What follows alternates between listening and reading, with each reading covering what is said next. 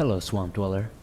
I found your channel after your 10 scary and strange park ranger horror stories video appeared on my YouTube homepage, and I noticed you cover a lot of missing persons and missing 411 style cases. It's quite difficult for me to talk about, so excuse me if my retelling is less than stellar, but I think you might be interested in what happened to my brother, Jacob. Outside of a few initial news reports back in the early 90s, it's not one of those heavily featured cases in the media, so I don't think your viewers will have heard much about it. Now, having gotten my little disclaimer out of the way, I'll get on with it. Every 4th of July when I was a kid, my dad would drive me, my Uncle Ralph, and my little brother out to a place called Big Bear Lake in my native California. Big Bear is a beautiful snow-fed reservoir, set into the hills about 30 miles outside of San Bernardino. Given how pretty it is up there, it's only natural that the South Shore is teeming with cozy, cookie-cutter log cabins, and little marinas offering water skiing lessons. The hills around Big Bear are also home to a number of relatively flat, tree-ringed meadows that are designated as campgrounds. And it's at one of those that we'd pitch our tent come Independence Day, before firing up the grill, mingling with other campers, and watching the fireworks with awe and wonder as the sun came down. I used to look forward to those camping trips every year. They were the highlight of my summers. So I suppose it is ironic that one of those camping trips will come to haunt me for the rest of my adult life.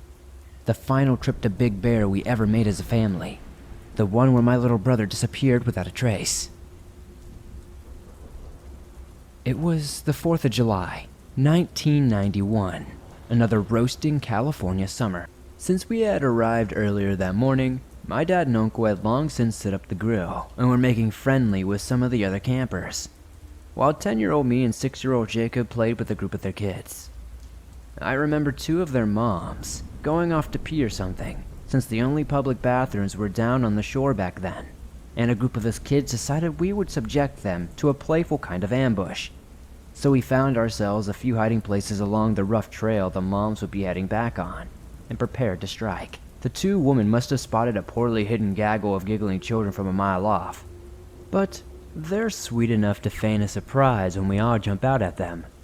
For a few moments, I felt 10 feet tall, like a pint-sized green beret or something, and I looked around for Jake so we could celebrate our victory over the Amazonian enemy.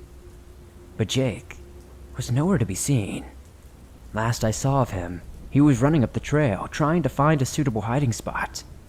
So I wandered through the shrubs for a while, calling out his name here and there. But again, nothing. I figured he'd wandered back to the campground, but when I did the same, there was still no sign of Jake, and I remember asking my dad and uncle if they had seen him. To think it all started with such a casual, nonchalant question. It all seems so surreal to me now. What followed was a long, slow buildup of tension, a mild concern that twisted and blackened into abject panic and crushing fear. At first, it was just me and my Uncle Ralph walking through the woods, calling out Jake's name. Then, we were asking the other kids if they had seen him. Then it was almost every other adult fanning out around the pine-thick hillsides while my dad called the cops. By the time the sun was starting to set, the campground was teeming with cops and forest rangers who took turns questioning people as they gradually turned the place into a kind of makeshift headquarters. I must have told the same story to a dozen different uninformed and plain-clothed officials from a variety of divisions and departments, and by the time I gave a statement to 2 plain-clothed state police detectives, I actually felt detached from what was happening. I don't think I quite understood the implications. Like, I remember just wanting Jake to stop hiding and come out so we could all just go home, you know? I remember the cops telling my dad that he should just go home and rest, and that they would be in touch as soon as they had any information. But he wouldn't leave, and I watched as my uncle had to practically drag him back to his car before we all finally drove home. Like I said, I just wanted this all to end, and as I fell asleep that night to the sound of my mother's desperate sobs, I wondered how long it would take before Jake was going to come back safely. But Jake wasn't coming home. and it took a 2-week-long search and rescue operation that spanned the entire San Bernardino National Forest for us to realize this. After that, my family started to slowly fall apart. Mom kept it together for a while. She didn't blame Dad at first, but not out loud anyway. After the second round of police visits, she wasn't shy about letting him know whose fault she thought this was. By that time, my dad had started drinking pretty heavily. Constantly hearing about what a crappy father he was and how he should have been keeping an eye on his son, he just fell off entirely. Then one day, I came home from school, and his car wasn't in the driveway. He couldn't handle it anymore. He'd gone to live with my uncle over in Vernon. But what could have possibly prompted such a change in behavior from my mom? What could those 2 state police detectives have told my parents that had them hating each other so much? It took me years to find out, but being a little older didn't make it any less terrifying. About 3 or 4 months after the search for Jake's body was called off, police got a call from one of the other campers who had been at Deer Group Campground that day. Apparently, this person had left something out of their witness statement that they believed might be pertinent to the investigation. A short while before my dad alerted the other campers that my brother was missing, the person had been walking from the lakeside when he'd seen someone moving through the woods away from the direction of the campground. Given that they were moving through some quite dense pine forest while facing away from them, the caller couldn't give much of a description. But they did say that the person had some kind of yellow cloth over their shoulder. Some astute detective then double-checked the description of what Jake was wearing that day. And, as I can testify, I found that my brother had been wearing a canary yellow t-shirt on the day he went missing. It wasn't a sack on the person's back. It was my little brother. Yet, despite such a compelling lead, the police never really took the caller seriously. The commonly accepted theory is that Jake wandered off into the woods trying to find a hiding spot, then was spotted, stalked, and taken by some kind of animal, be it a black bear, a cougar, or possibly even a coyote.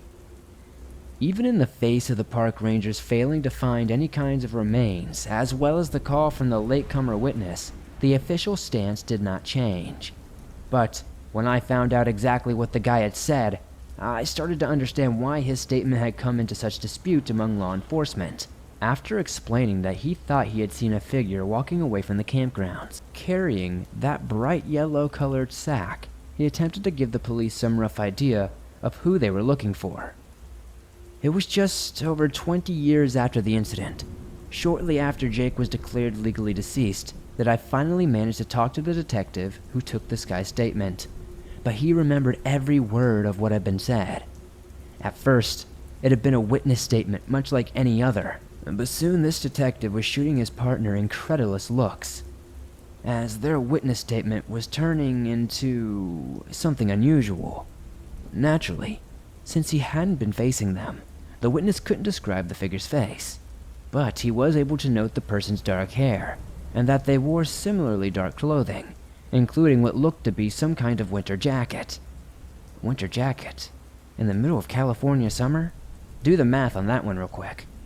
So, that's where the statement starts to get a little weird. But then the next thing is the positioning and the timing of the sighting. The cop could not remember the exact math that was done to work this out, but he said if this mystery figure really did have my brother over his shoulder to be in the position to be sighted at this particular time, he would have been jogging or have the giant strides of someone maybe 8 or 9 feet tall. Which is ridiculous, right? A 9-foot-tall kidnapper, really, running up and down hills under the baking Purdue sunshine in a winter coat with a 6-year-old boy on his shoulder? You start putting it together, and either my brother was taken by a cougar, partially eaten, or had his remains buried for later, or he was kidnapped by a world-class but very inappropriately dressed athlete. And suddenly, the conclusion just seems a little clearer. But that's only if you discount a few other crucial details of the guy's witness statement. Because as the detective was quick to inform me, this witness did actually describe the figure as being abnormally tall, how the piece of cloth didn't even cover their entire shoulder as they lumbered, seemingly exhausted, through the pines. But the thing that gets to me is how the witness said at one point the figure stopped, turned, and looked right at them, and that even from that distance, he could tell that there was something horribly wrong with the figure's face. I was sitting face to face with the guy when he told me that, in a bar in Fayetteville, Arkansas, 20 years after Jake went missing. You think an ex-cop wouldn't be able to say such a thing without laughing, or at least shake their head about how dumb it sounded. But he sounded haunted by it, like a part of him actually believed it. And it's at that moment that I realized I was going to have to unlearn everything I thought I knew about Jake's disappearance. It took another couple of years before I realized I could actually do something, that it wasn't just cops or private eyes that could investigate a person's disappearance. But by that time, my dad had passed, and my mom was living in some religious commune out in Salt Lake City or something. All the cops that had worked the case had retired or moved up the ladder, and my uncle was dying of stage 3 lung cancer. I knew how to get hold of my mom, and was actually able to get her on the phone. The group she's with is weird, but not unfriendly. But as soon as I mentioned Jacob's name, she hung up. I get it though. She spent 25 years getting over it. I understand exactly why she does not want to go waking snakes. Next stop was my Uncle Ralph's place over in Vernon. He had this sweet, older Mexican lady living with him who made sure he had his pain meds, but he still wasn't doing too good. I hated seeing him in that grim, dusty, chemical-stinking hellscape. But as he put it, he worked there all his life. He'd die there too. Ralph leveled with me. He'd always been against my mom and dad's idea of just accepting that Jake was gone. He said he understood my mom's idea that the false hope would just consume them, but reminded me that acceptance hadn't been easier on my father. And his alcohol-related death, or my mom and her goddamn doomsday cult friends, his words, not mine. Needless to say, he approved of my proposition to search for answers regarding Jake's disappearance. But he did have a caveat. He said the point wasn't so much to find anything. The search would be its own reward. I'd be able to reassure myself that I'd at least tried to do something, and that might just prevent me from losing my mind or drinking myself to death. And so it came to pass. For the first time in 24 years, I made that fateful journey up into the hills around San Bernardino, to the last place I saw my little brother alive, Big Bear Lake. When I say it was not easy, I mean that in every possible way. Emotionally, it was tough, but getting the time off of work and driving down from Oregon was a real son of a bee. But I had my plan laid out, and I was sticking to it. I'd hike around Big Bear every day for a week and just sort of see what I could turn up. I know that seems like a dumb plan, but my uncle said it wasn't so much about finding Jake, but rather finding a way to secure my own sanity. I had booked myself 6 nights at the Bear Creek Resort. Not the fanciest place, but it's a location near the southern trailhead, and it made it preferable to any of the other extravagant hotels. Besides, what I was about to do was about as far removed from a vacation as I could possibly imagine. The first day's hiking felt like opening up an old wound. My mood sank lower and lower as I walked towards the trails, towards Deer Group Campground, and by the time I actually laid eyes on the place, I felt like a scared little boy again. It was heavily overgrown and completely deserted, but the way the ground flattened out a little, the way the trees were positioned, I recognized it instantly. I could make out almost the exact spot where we had camped that 4th of July. The trail that me and Jake walked off on, places the cops had parked their 4-wheel drives to shine flashlights onto, maps splayed across their hoods. I don't believe in ghosts, but after seeing that old campground, I believe a place can be haunted. Not by evil spirits or poltergeists or anything like that, but by bad memories, specters in the mind. I fought back tears as I walked the overgrown trail we hit on, then felt a little rush of fear as I realized I was walking the exact same patch of dirt that Jake had just before he went missing. Like I said, that first day was the toughest, but things did not get easier as the week went by. I kept hiking the trails south of the lake, slowly refamiliarizing myself with the area, just keeping my eyes out for anything of interest. But as you can imagine, that didn't amount to much. and although those first few days in Big Bear were deeply cathartic, I was no closer to finding what happened to Jake. By the Saturday, my second to last day in Big Bear, I was content to drive back to Eugene no more enlightened than I had been previously. I'd had almost an entire week to reflect on what happened or did not happen to Jake, and somehow, being closer to home, to where it all happened in the first place, gave me a deeper feeling of closure, and I can't tell you how good that felt. I should have known I'd find a way to spoil that for myself, because at one point, as I'm walking through the woods about 2 or 3 miles east of Deer Group Campground, I catch my foot on something and end up face down in the dirt, completely winded. I fell so hard I thought I might have cracked something, and as I got up and dusted myself off, I turned to see what I had tripped over.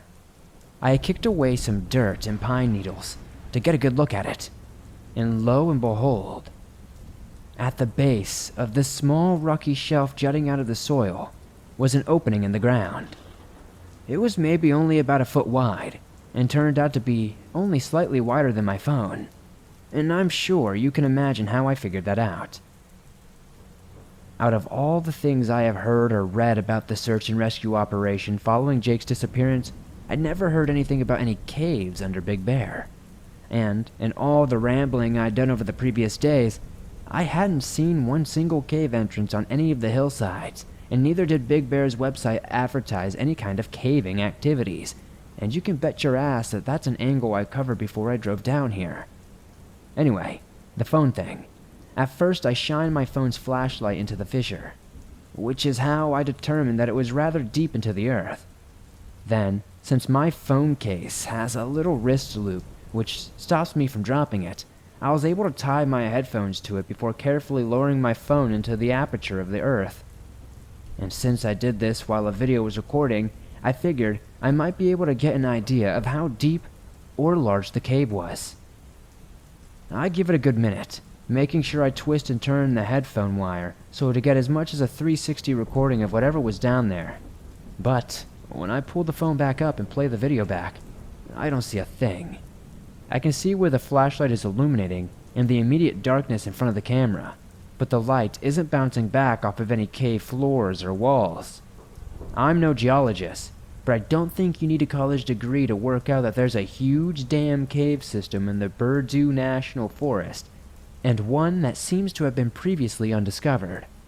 I spent the remainder of that day trying to find an entrance to such a cave system, and had no luck whatsoever. The following day, I had this dull ache in my elbow and ribs where I'd fallen, so after a quick visit to the Bear Valley Community Hospital, where I was assured that it was nothing but some heavy bruising, I decided to give the San Bernardino National Forest HQ a call to inquire about the cave system I inadvertently discovered. Even though I'd not seen or heard anything about caves around Big Bear, I was still surprised to hear that not a single park ranger had ever come across any kind of subterranean passage during all of their years rambling around the forest. When asked why I asked about such a thing, I explained to a friendly park ranger by the name of Mike Garza that it involved a missing persons case from 2 decades prior, and after that he seemed even more willing to help out than he was before. He said he'd make his own inquiries before heading up to the area I'd specified, and that he'd call me back during the following week or so to let me know if he had found anything. Again, I was almost certain the cops would have covered such an angle in their initial investigations, but still it could not hurt to try, right? Well, a week goes by, and I've yet to hear back from Ranger Mike regarding the cave system. I figure he's just busy or something, so I don't take it personally.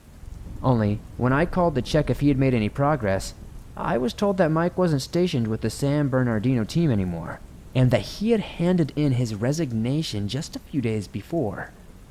That seemed incredibly sudden, and I asked the person who answered what prompted such a sudden departure. The guy had no idea, but when I mentioned that I'd spoken to Mike regarding a previously undiscovered cave system, there was a long and pregnant pause. The guy then told me that Mike had mentioned something like that in his final week on the job, and that one day, when he had returned from a longer than usual patrol, he seemed different. When I asked him to clarify exactly what he meant, the guy said Mike seemed anxious to the point of paranoia, refused to talk about what was bothering him, then announced he would be quitting a few days later. He cleared out his desk, emptied his locker, and that was the last day they had seen him down at the Burdu Ranger HQ. I've tried to get some contact details for Mike Garza, but as one former colleague of his said, Mike just about dropped off the face of the earth after he quit. I've got many questions surrounding what happened to Mike after he left the Forest Service, with the main one being, what the hell did he see or do after we spoke that left him so freaked out? And whatever it was, could it possibly be connected to my little brother's disappearance? Jake's apparent abduction is something I've been privately investigating for years now, but apparently I've hit some kind of brick wall. And until I find out what happened to Mike Garza, I don't think I'll ever get anything in the way of definitive answers.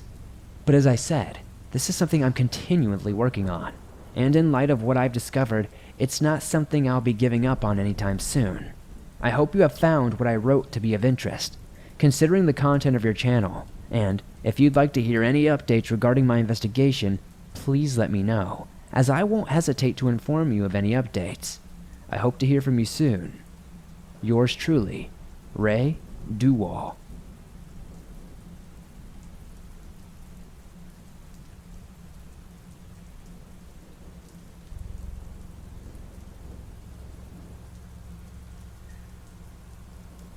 Thanks for listening to this creepy and downright strange story from the Big Bear Lake area.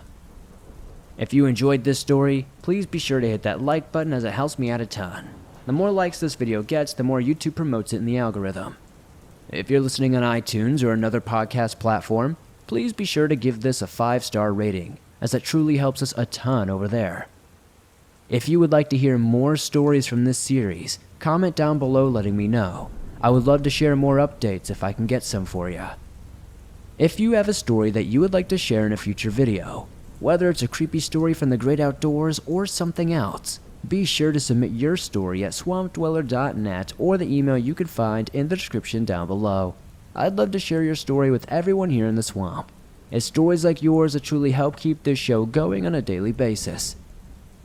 If you guys are on the go, but still want to listen to your favorite Swamp Dweller scary stories wherever you are and don't have YouTube Premium, you can now download them absolutely free from iTunes, Spotify, Stitcher Radio, and just about anywhere else you find your favorite podcast online. And like I said, it's absolutely free to do so, and always will be. If you guys would like to support the show outside of hitting that like button, subscribing, and giving the podcast a 5-star rating, maybe check out the merch store. I have everything from face masks, to t-shirts, to hoodies, and much more. I'd love to see you guys rocking some cool swamp threads. Thank you, as always, for supporting the swamp the way you guys do. I couldn't do this without you guys. I'll see you soon with another creepy video.